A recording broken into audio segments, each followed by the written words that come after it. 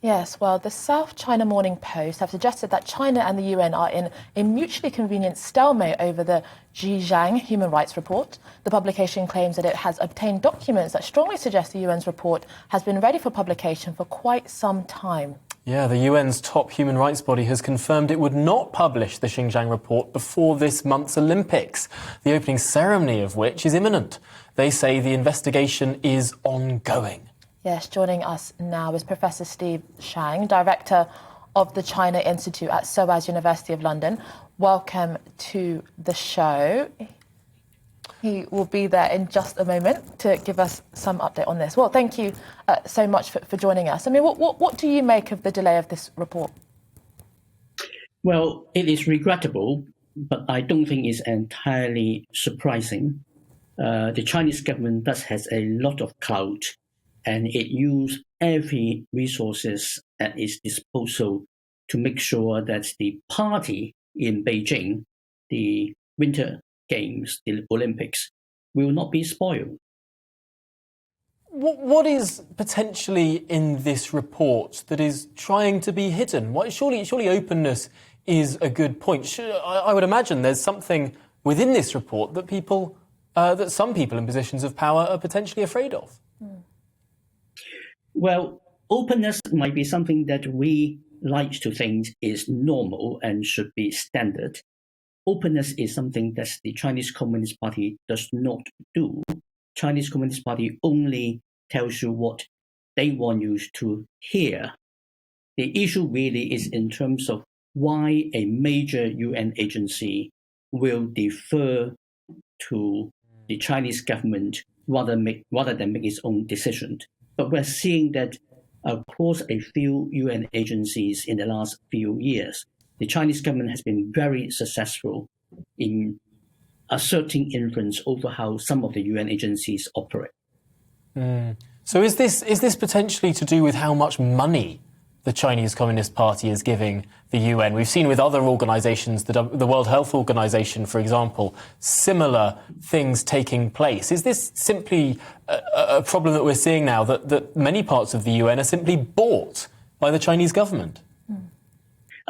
I don't think it is so much that they are being bought by money, because if you look at the amount of money the Chinese government gives to, say, the WHO compares to how much money is being given by, say, the United States, the US, now that they're returning, are giving much more money than the Chinese have been. And a lot of the time, even the UK gives more money than China does. But it is the way how the Chinese government engage with UN agencies, how they put their people in places, and how they get Chinese allies to sit on the boards of various UN agencies that get them to be able to exert the kind of influence they do. Western democracies are simply not paying the same level of attention to engage with the UN or UN agencies. Yeah, I mean, and Professor, do you think China minds about this kind of mixed or even negative press in the run-up to the Winter Olympics? You mentioned that China isn't generally that bothered. It's quite happy to be seen as a closed society. Do you think that they mind about this? Oh, they mind terribly. Xi Jinping does care about the image of China. The Communist Party generally cares about the image of China, and that's why they are going so far to try to shape the narrative about China, not allowing anyone to project negative image of China. Now, they can't always control what the outside world says about China, but they are putting much more pressure than they used to, including putting pressure on Western journalists operating in China. They are now under huge amount of pressure in terms of their reporting, and they are being harassed on a regular basis as well. And the UK and many other Western countries are permanent members of the Security Council. Do you think that we should be putting more pressure to make sure that the report is released? Well, I think we should get the UN to function as the UN was meant to be functioned by design, which does means that we have to uphold some of the basic principles that we are dedicated to. So yes, the short answer is we should. Reality is that we are not doing enough. It's interesting seeing the trajectory of China. At some point in the next decade, potentially 2 decades, it will eclipse the United States as the world's predominant economy.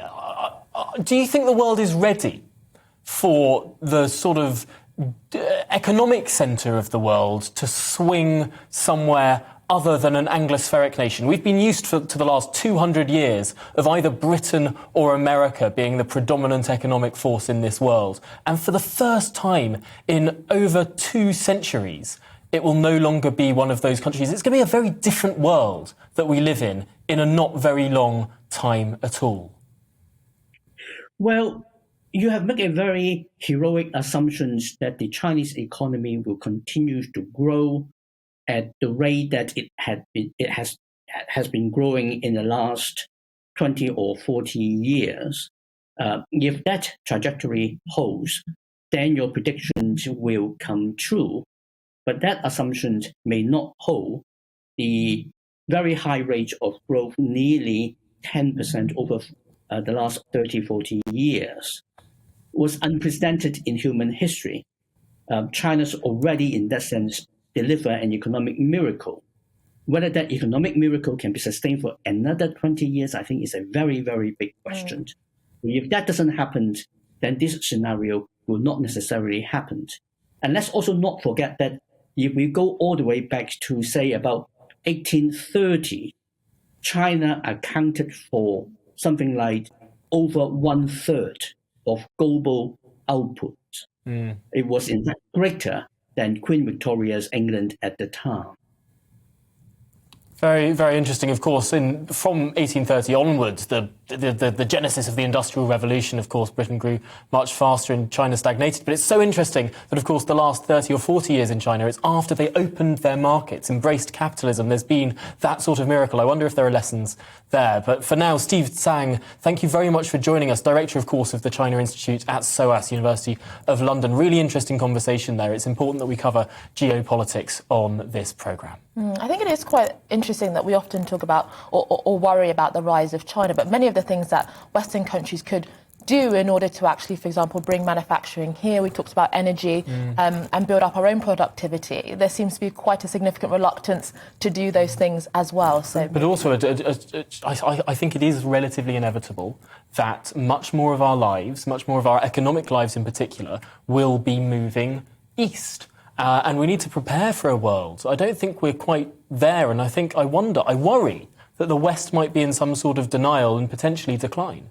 Well, I think it is often very inward-looking right now. So maybe we need to be thinking about really bolstering our foreign policy and our position on the world stage.